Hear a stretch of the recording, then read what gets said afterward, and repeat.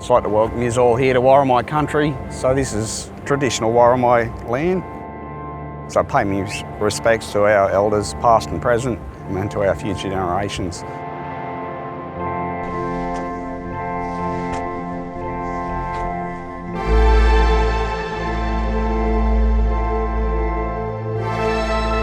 My name's Elliott Routledge. I am an artist based in Sydney and I work in galleries and outdoor and public spaces.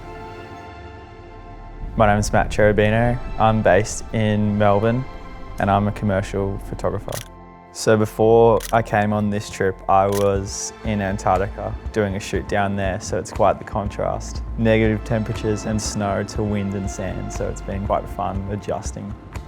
My whole career has been based off experimenting and collaborating, and I think that's like such an important part of any artist or creative's career, is to collaborate and experiment in any way possible. And this project is the pinnacle of that. Finding a location, the journey, just making things up as we go. It's the purest form of that.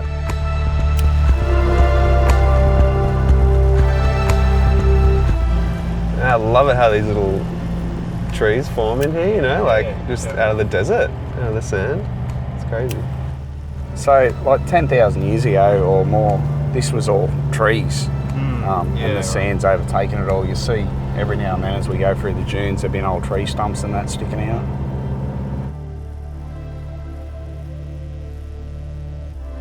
Even just seeing your colour palette and like what inspired you with those colours and how. Yeah, I never want like the work to just be like plonked out of nowhere, you know? Yeah. It's got to have some sort of inspiration or story that has come from, you know, the area.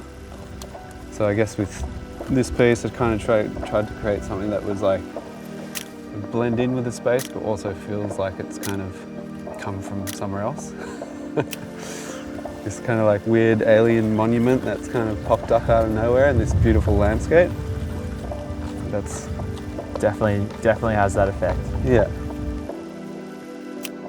I think it was really important to have someone from the Worimi people to take us around, because, you know, it's been there, the land forever, and the knowledge is like so vast on that whole area. And I just think it's important as creatives, where you travel and where you shoot or create artworks, it's just, I think it's a must to be introduced to the land and have that kind of blessing to do work there and gain some knowledge along the way as well. Getting to a location, especially one that you haven't been to or seen in a few years, in this case of Stockton, how it transforms all the time with the wind and weather, you always just want to find and see what's out there. And I think in this case, I wanted to make sure I did justice to Elliott's work. So I was running around working really hard to try and find a spot that really mirrored the sculpture. I think with the weather that we sort of dealt with, it certainly didn't make it easy for us. But I think that was a lot of fun at the same time. You know, if we just rocked up, walked out and took a few photos and it was so easy, then there wouldn't be that challenge. And then that would have, I guess our experience would have been completely different. We would have gone to a different location and not had the sand whipping over the dunes, the stormy clouds in the horizon, and all these sort of fleeting moments that I think enhanced what we did there. And same sort of note, it gave us, I think, a lot more to shoot in that sense.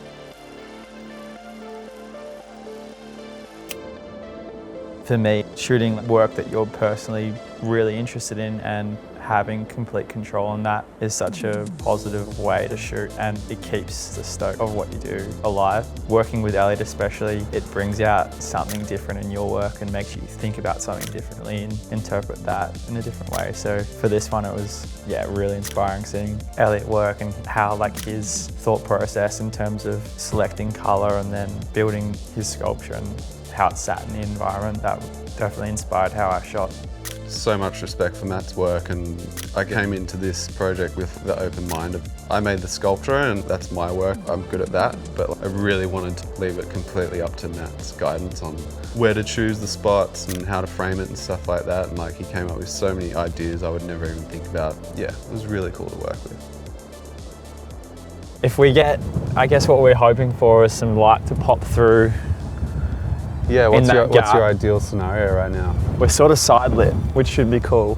And then we've got these dunes to add some scale in the backdrop. Mm-hmm. And what we learnt from earlier today is that we need some sort of a bit more expanse so we can get the scale of the sculpture